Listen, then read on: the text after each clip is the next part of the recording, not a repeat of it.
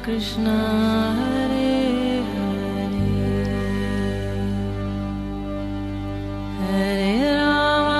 हरे राम राम राम हरे हरे।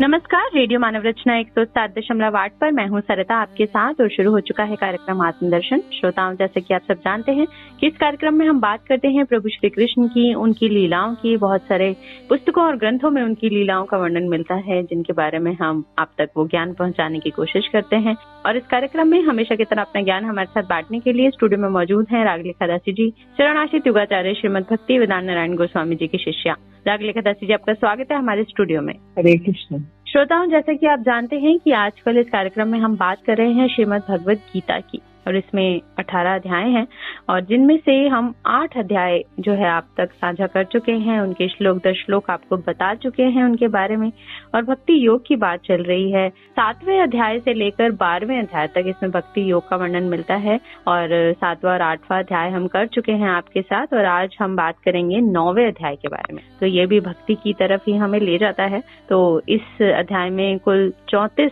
श्लोक हैं और श्लोक दर श्लोक हम रागलेखा दासी जी से इनके बारे में जानेंगे। तो बढ़ते हैं इसके पहले श्लोक की तरफ। जी रागलेखा दासी जी। 9वां अध्याय, प्रभु के दास भगवान की आराधना करने के लिए जिस ऐश्वर्य को जानने की अपेक्षा रखते हैं, उसे तथा केवला भक्ति की महिमा को इस 9वें अध्याय से स्पष्ट रूप से कहा गया है। तो केवला भक्ति के बारे में, जो शुद्ध भक्ति है उसके बारे में, और भगवान के ऐश्वर्य के बारे में, 2 बातों के बारे में बताया गया है। जी। श्री भगवान उवाचा, भगवान ने कहा, हे अर्जुन, मैं दोष मुक्त तुम्हें विज्ञान युक्त केवल शुद्ध भक्ति लक्षण से युक्त ये ज्ञान कहूंगा, जिसे जानकर तुम इस दुख में संसार से मुक्त हो जाओगे। कृष्ण ने 7वें और 8वें अध्याय में प्रधानीभूत और केवला भक्ति का वर्णन किया, उनमें क्या पार्थक्य है ये भी दिखाया। वर्तमान अध्याय में केवला भक्ति की सर्वश्रेष्ठता और स्पष्ट रूप से बतला रहे हैं।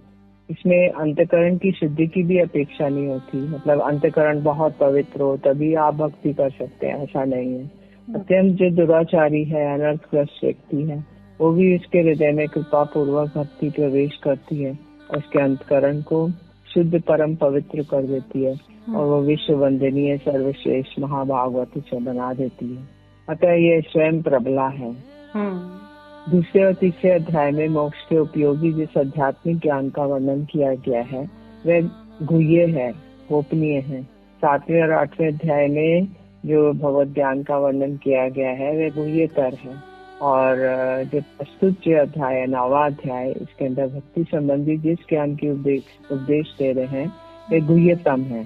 तो इस गुह्यतम ज्ञान के द्वारा ही संसार रूपी अशुद्ध से मुक्ति की प्राप्ति होती है। गुह्यतम शुद्ध भक्ति संबंधी ये ज्ञान परम विज्ञानमय है। ईश्वर विषय ज्ञान को अनुभूति के साथ विशेष रूप से जानना ही विज्ञान है। तो एक है ज्ञान मतलब नॉलेज, और एक है विज्ञान, जो ज्ञान की अनुभूति हो जाना ही विज्ञान है। तो दूसरे श्लोक में बता रहे, राज विद्या राजगुह्यम पवित्रम इदम उत्तमम प्रत्यक्ष अवगमम धर्म्यम सुसुखम कर्तुम अव्ययम। ये ज्ञान सभी विद्याओं का राजा है, गोपनीय विषयों का राजा है, अतिशय पवित्र है, प्रत्यक्ष है, अनुभव योग्य है, धर्म संगत है, बिना कष्ट के साधित होने योग्य और सनातन है। गीता में इन सब जितने भी शब्द है इनका व्याख्या की गई है। तो इसमें पहला है राज विद्या। तो यहाँ विद्या शब्द का तात्पर्य उपासना से है। अतः ये सभी प्रकार की उपासनाओं में श्रेष्ठतम है। जितनी भी उपासना करते हैं, कर्म, ज्ञान, योग आदि, तो उससे ज्यादा श्रेष्ठ है भक्ति। इसलिए भक्ति राज विद्या है। समस्त विद्याओं में श्रेष्ठ होने के कारण ये केवला भक्ति को ही राज विद्या कहा जाता है। राजगुह्य, सब प्रकार के गुह्य विषयों में श्रेष्ठतम होने के कारण इसे राजगुह्य कहा जाता है। पवित्रम इदम उत्तमम, दान, तर्पण, चंद्रायन, व्रत आदि प्रायश्चितों द्वारा पापों का क्षय होने पर भी समूल उनका क्षय नहीं होता। यहाँ तक कि तपस्या, ब्रह्मचर्य आदि द्वारा पापों का क्षय होने पर पुनः पाप अंकुर उत्पन्न हो जाते हैं। तो अगर हम अन्य साधनों से ब्रह्मचर्य करेंगे, तपस्या करेंगे, तो पाप तो क्षय हो जाएंगे, दूर हो जाएंगे। पाप एक जैसे पौधे के समान है, तो वो पाप का पौधा ऊपर से तो नष्ट हो जाएगा, पर उसका जो अंकुर है, बीच में बीज है, वो रह जाता है। तो इसलिए, लेकिन भागवत जो आदि शास्त्र के साथ केवला भक्ति के द्वारा पाप समूल रूप से नष्ट हो जाता है, ध्वंस हो जाता है। तो उसका बीज सब कुछ नष्ट हो जाता है। तो इसके अनुषंगिक फल से ही भक्ति के पाप करने की वासना भी नष्ट हो जाती है। तो भक्ति पाप बीज, अविद्या, प्रारब्ध, अप्रारब्ध सबको संपूर्ण रूप से विनाश करने वाली है।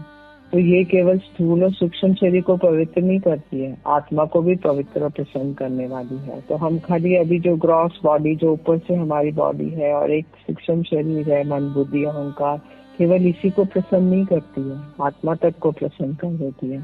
भक्ति आत्मा राम आप्तकाम पुरुषों की भी आत्मा रामता, आत्म कामता त्याग कराकर कृष्ण सेवानंद में आकर्षित करती है। फिर एक शब्द आया प्रत्यक्ष अवगमम।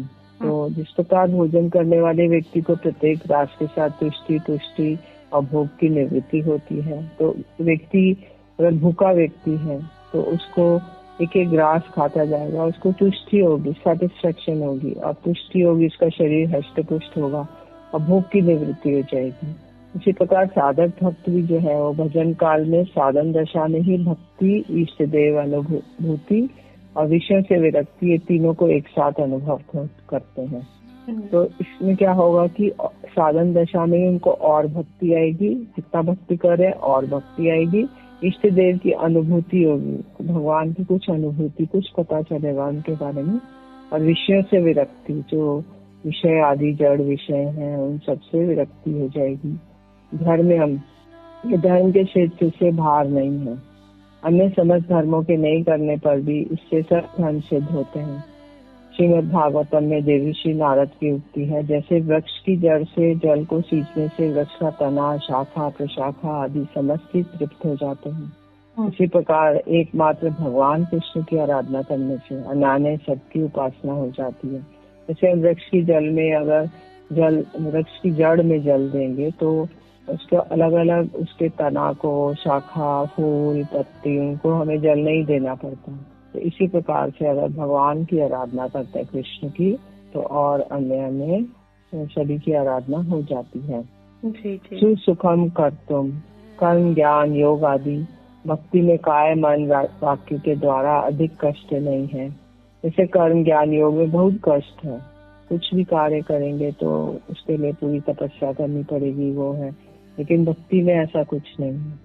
कुटुंब के भरण पोषण और उसको प्रसन्न करने में जिस प्रकार अत्यधिक क्लेश होता है, जैसे कोई बिजनेस कर रहा है, जॉब कर रहा है, तो वो सारे परिवार को पाल रहा है, तो उसको प्रसन्न करना पड़ता है, तो बहुत क्लेश, सुबह जाता है, रात को आता है। तो हरि को प्रसन्न करने में वैसे क्लेश की भी आवश्यकता नहीं होती। सबके अंतकरण में अंतर्यामी रूप में वे विद्यमान रहते हैं, उनको ढूंढने की भी कोई क्लेश नहीं है। समस्त कालों में, समस्त अवस्थाओं में, सब प्रकार से, यहाँ तक कि मन के द्वारा भी सेवा के संकल्प मात्र से, श्रवण, कीर्तन, किसी भी भक्ति के एक अंग पालन करने से भगवान की प्रीति साधित होती है। इसलिए भक्ति साधन में कोई कष्ट नहीं है, बल्कि साधन के समय भी आनंद की अनुभूति होती है। अनन्य शरणागत सरल चित्त वाले मनुष्य मात्र के लिए श्री कृष्ण सुख पूर्वक आराधित होते हैं। तुलसी दल और एक थोड़ा सा चुल्लू भर जल भी यदि हम दे देंगे, भक्ति पूर्वक कृष्ण को अर्पण करेंगे, तो भक्त वात्सल्य गुण है प्रभु का, तो वे स्वयं अपने भक्तों के हाथों में बेच देते हैं अपने आप को। अव्ययम, कर्म, ज्ञान, योग साधन नश्वर हैं, सिद्धि हो जाने पर ये साधन स्वयं दूर हो जाते हैं, किंतु भक्ति साधन और सिद्धि दोनों ही अवस्थाओं में विद्यमान रहती है, क्योंकि भक्ति साधन भी है और साध्य भी है। मुक्त अवस्था में भक्ति का अभाव नहीं देखा जाता, बल्कि और भी शुद्ध रूप से साधित होती है, इसलिए अक्षय है।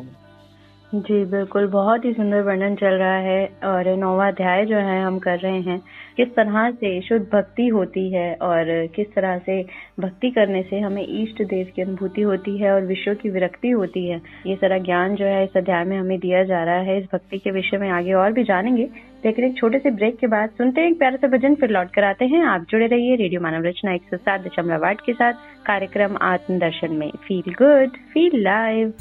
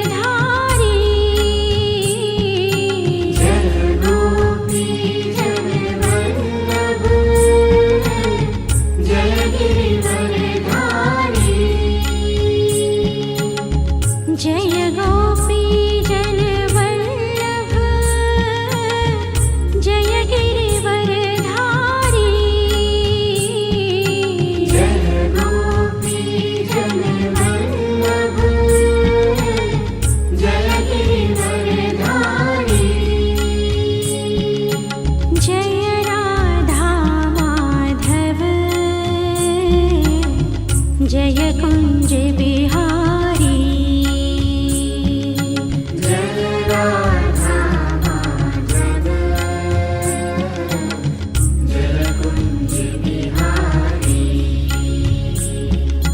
जय राधा माधव जय कुंज बिहारी जय राधा माधव जय कुंज बिहारी जय राधा माधव जय कुंज बिहारी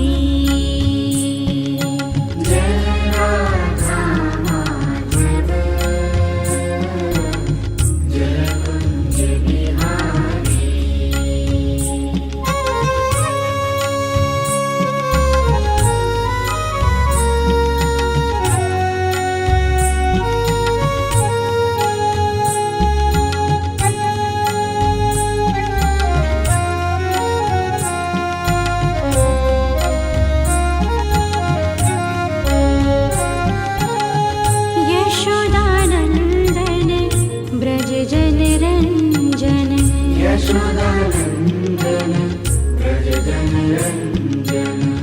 यशोदानंदन ब्रज जन रंजन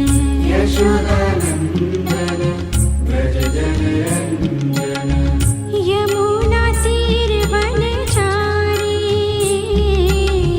यमुना तीर वनचारी यमुना तीर वनचारी यमुना तीर वनचारी जय राधा माधव जय कुंज बिहारी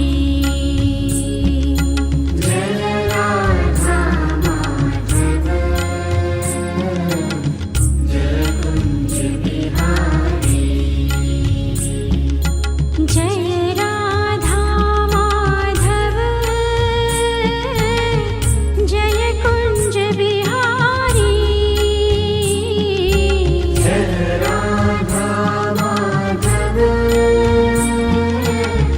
जय कुंज बिहारी जय राधा माधव जय कुंज बिहारी जय राधा माधव जय Kunj Bihari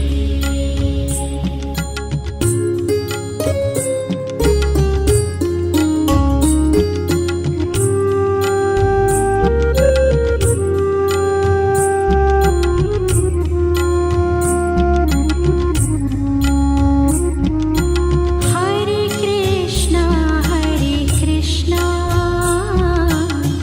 Krishna Krishna Hare Hare Hare Krishna Krishna Krishna Hare Hare Hare Ram Ram Ram Hare Hare Hare Ram Ram Ram Hare Hare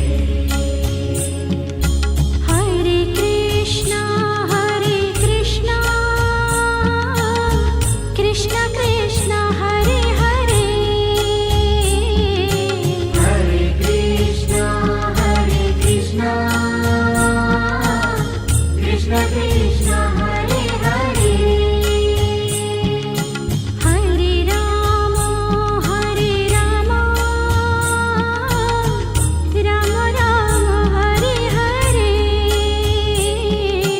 Hare Ram Ram Ram Hare Hare Hare Krishna Krishna Krishna Hare Hare Hare Krishna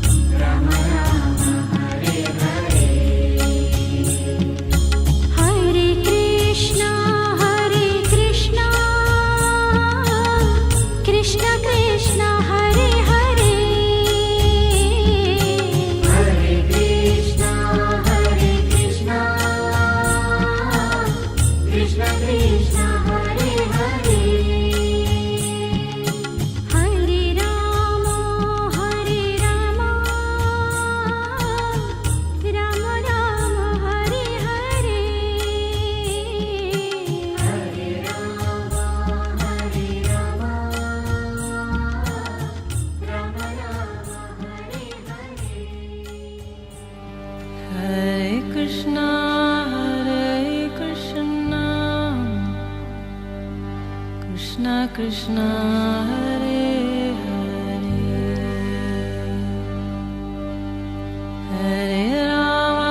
Hare Rama Rama Rama Hare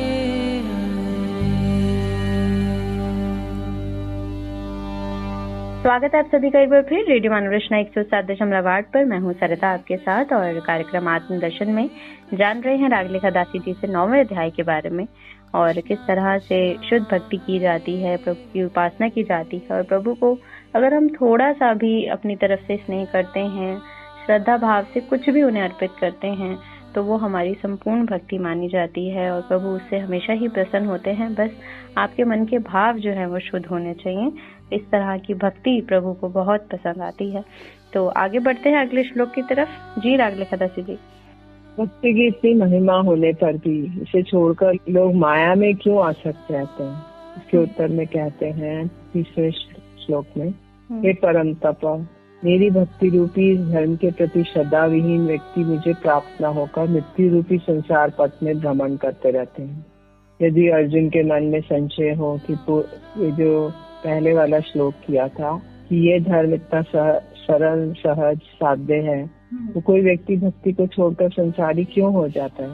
इसके उत्तर में भगवान कहते हैं कि शास्त्र वाक्यों के द्वारा भक्ति को सर्वोत्कृष्टता प्रतिपादित होती है और श्रद्धावान व्यक्तिगण इस धर्म को अति स्तुति या बढ़ा चढ़ाकर कही गई बात समझते हैं। तो श्रद्धा नहीं है जिसको सोचेगा अरे ये तो शास्त्र में ऐसे ही कहा जाता है, बहुत ये तो इतना नहीं है, लेकिन ये तो बहुत बढ़ा चढ़ा के बोला गया है, और आस्तिक बुद्धि के साथ स्वीकार नहीं करते हैं। जो इस प्रकार के भक्ति पथ त्यागी व्यक्ति हैं, वे मुझे प्राप्त करने के लिए अन्य प्रकार से अन्य प्रयत्न करने पर भी मुझे न प्राप्त कर पुनः पुनः जन्म मृत्यु वाले संसार मार्ग में ही भ्रमण करते रहते हैं। वास्तव में भक्ति के द्वारा ही भक्त वत्सल भगवान की प्राप्ति होती है। तो अन्य अन्य जो मार्गों से हैं वो लोग नहीं प्राप्त कर पाते भगवान को। भगवान उस ऐश्वर्य को बतला रहे हैं जिसको जानकर उनकी भक्ति में जीवों की श्रद्धा उत्पन्न हो सकती है। चौथे श्लोक में बता रहे हैं ये संपूर्ण जगत मेरे अव्यक्त रूप के द्वारा व्याप्त है और समस्त भूत मुझ में ही अवस्थित है, किंतु मैं उनमें अवस्थित नहीं हूँ। तो भगवान कह रहे हैं कि दास्य भक्ति में ही मेरे भक्तों को ऐश्वर्य ज्ञान की अपेक्षा रहती है। जैसे परिणाम बता रहे हैं कि दूध एक शुद्ध पदार्थ है, तो उसके अंदर अगर हम जामुन लगाते हैं तो वो दही बन जाता है। तो दही दूध का परिणाम है। एक विवर्त है कि किसी एक वस्तु में दूसरी वस्तु का भ्रम होना, तो विवर्त है। जैसे रस्सी है, उसको सोचेंगे सांप है, या सीप है, उसको सोचेंगे चांदी है।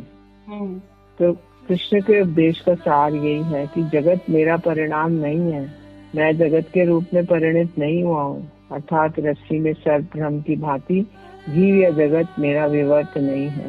मेरे दर्शन से मुझ में जीव और जगत की भ्रांति नहीं होती। मैं एक सत्य वस्तु हूँ, जीव और जगत भी सत्य है। जीव और जगत मेरी शक्ति के परिणाम है। तो भगवान परिणित नहीं होते, वो ट्रांसफॉर्म नहीं होते, उनकी शक्ति है वो ट्रांसफॉर्म होती है। जीव नित्य है किंतु जगत सत्य होते हुए भी अनित्य और नाशवान है। तो ये सत्य है जगत, लेकिन ये नाशवान है। इसका प्रलय काल आएगा तो ये नष्ट हो जाएगा, क्योंकि जीव और जगत मेरी अभिन्न शक्ति के परिणाम है। इसलिए एक ही साथ इनसे मेरा भेद और अभेद है, किंतु शास्त्र के द्वारा ये जानने योग्य होने वाले साधारण बुद्धि से इसे अनुभव नहीं किया जा सकता। इसलिए अचिंत्य है।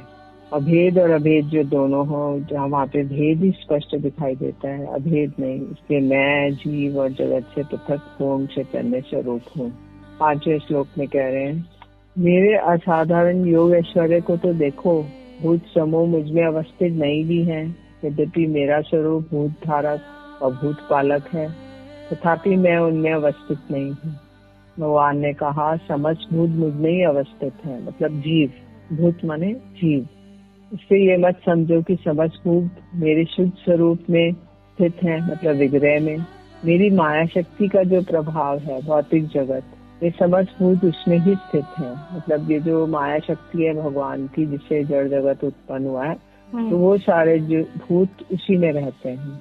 जी भूत मतलब जीवात्मा। ये बात। अतः मुझ में अवस्थित समस्त भूत भी मेरे स्वरूप में अवस्थित नहीं है, क्योंकि मैं अनासक्त हूँ। यदि अर्जुन कहे कि इस बात से आपके द्वारा पूर्व कथित जगत में आपकी सर्वव्यापकता और आपके आश्रय होने का विरोध होता है, तो पहले भगवान ने कहा था कि मैं सर्वव्यापक हूँ और मेरे ही आश्रय में सब होते हैं। तो अब वो बोल रहे हैं मैं तो अनासक्त हूँ, मैं तो नहीं करता हूँ। तो इसके उत्तर में कहते हैं कि मेरा असाधारण योग ऐश्वर्य अर्थात असंभव को संभव करने वाली ऐश्वर्य को देखो, ये उसका ही कार्य है। मतलब मेरे पास ऐसी एक शक्ति है जो इम्पॉसिबल को पॉसिबल कर देती है। मेरे और भी आश्चर्य को देखो, मैं भूत भृत अर्थात भूतों को धारण करने वाला हूँ, भूत भावन अर्थात भूतों को पालन करने वाला हूँ। परंतु इस प्रकार होने पर भी मेरी आत्मा भूत स्वरूप में अवस्थित नहीं है। जिस प्रकार जीव देह को धारण और पालन कर आसक्ति लक्ष्य पेट में ही अवस्थान करता है, तो जीव जो है वो देह को धारण करता है, लेकिन वो देह के अंदर वो अलग वस्तु है जो जीवात्मा है। मैं उसी प्रकार भूतों को धारण और पालन करने पर भी माइक भूत शरीर में स्थित होता हुआ भी अनासक्त होने के कारण उनमें नहीं हूँ। मेरे देह और मुझ भगवान में भेद नहीं होने के कारण मैं सर्वत्र स्थित होकर भी पूर्णतः निसंग हूँ। मैं सब जगह रहता हूँ, लेकिन मैं किसी भी चीज से अटैच नहीं हूँ, मेरी कोई आसक्ति नहीं है। मैं भूत पालक और वो हूँ, लेकिन मैं फिर भी मैं उनसे आसक्त नहीं हूँ। छठा श्लोक कह रहा है कि जिस प्रकार सर्वव्यापी और असीम होने पर भी वायु सदा ही आकाश में स्थित है, उसी प्रकार समस्त भूत मुझ में ही अवस्थित है, ऐसा जानो। तो भगवान एक दृष्टांत के द्वारा बता रहे हैं कि वायु जो है हमेशा गमनशील है और परिणाम में असीम है, अतः इसे महान कहा गया है। इस प्रकार असंग स्वभाव वाले आकाश में स्थित होने पर भी वायु आकाश में स्थित नहीं है, और आकाश भी असंग होने के कारण वायु में स्थित होने पर भी वायु में स्थित नहीं है। तो दोनों डिटैच्ड हैं, आकाश भी और वायु भी। इसी प्रकार असंग स्वभाव वाले समस्त भूत सर्वव्यापी आकाश आदि महाभूत समूह मुझ में स्थित होने पर भी मुझ में अवस्थित नहीं है। इसे विचार पूर्वक धारण करो। इस प्रकार के संबंध का जड़ीय उदाहरण संतोषजनक नहीं है, इसलिए जीव इस तत्व को धारण नहीं कर पाते। तथापि मोटे तौर पर इसे समझाने के लिए उदाहरण दिया गया है। विचार पूर्वक इसे भली भांति धारण करने में अक्षम होने पर थोड़ा बहुत समझा जा सकता है। तो हम इस चीज को धारण नहीं कर पाते, कैसे आकाश एक असीम है, कैसे वायु सर्वव्यापक है और दोनों एक दूसरे से अटैच नहीं है। ऐसे भगवान भी हर जगह रहकर भी किंतु उससे आसक्ति नहीं है उनको।